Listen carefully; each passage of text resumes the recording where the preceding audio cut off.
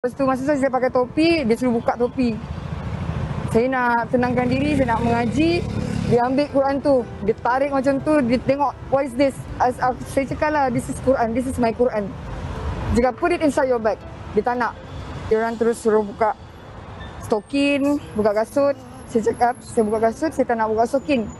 Dia cakap, no, open, take off your socks, semua. Saya cakap, no, haram. Lepas tu dia suruh saya, dia paksa saya buka tudung. Saya cakap, no, it's haram. I am Muslim, it's haram for me to take off my hijab. Dia cakap, no. Lepas tu saya pegang juga tudung saya, sambil saya tarik, yang belakang ni dia tarik dah. Saya cakap, no, no, no. Sampai kawan-kawan saya yang non-Muslim, yang satu kapal dengan saya, diorang nangis. Diorang jerit dekat saya, Nur, be strong. Dia cakap, be strong.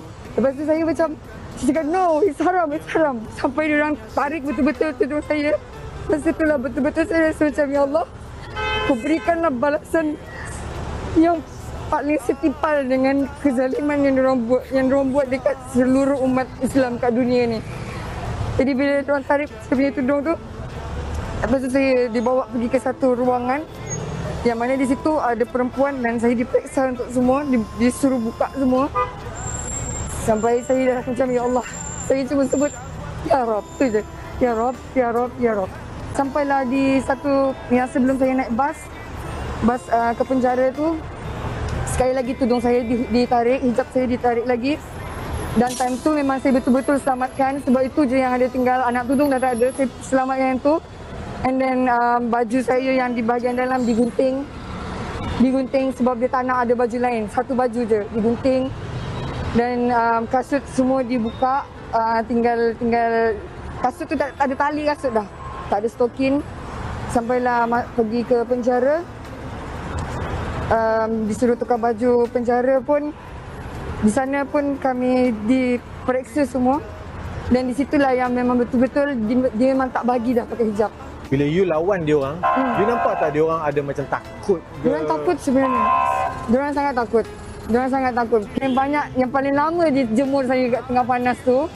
Sampai saya tak tahu, ni basah. Saya minta dekat Allah, ya Allah, jadikanlah panas ini sejuk ya Allah untuk aku. Aku rasa supaya aku tak apa orang kata pengsan ke, tak cedera ke. Terus diberi kekuatan lah. Bagi kekuatan, alhamdulillah. Kita juga di penjara sebab kita orang dah tak ada tudung kan. Dia dah ambil tudung semua. Kita punya inisiatif ramai-ramai pakai t-shirt putih dalam, dia bagi sweater, sweatpants dengan t-shirt putih.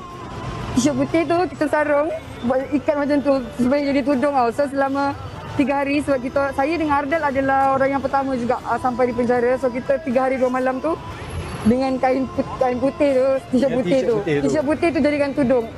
And then kita solat, kita tak ada stokin. So kita orang pakai selimut je untuk tutup kaki. Lepas tu kita solat macam tu. Dengan niat semoga Allah terima je, tu je.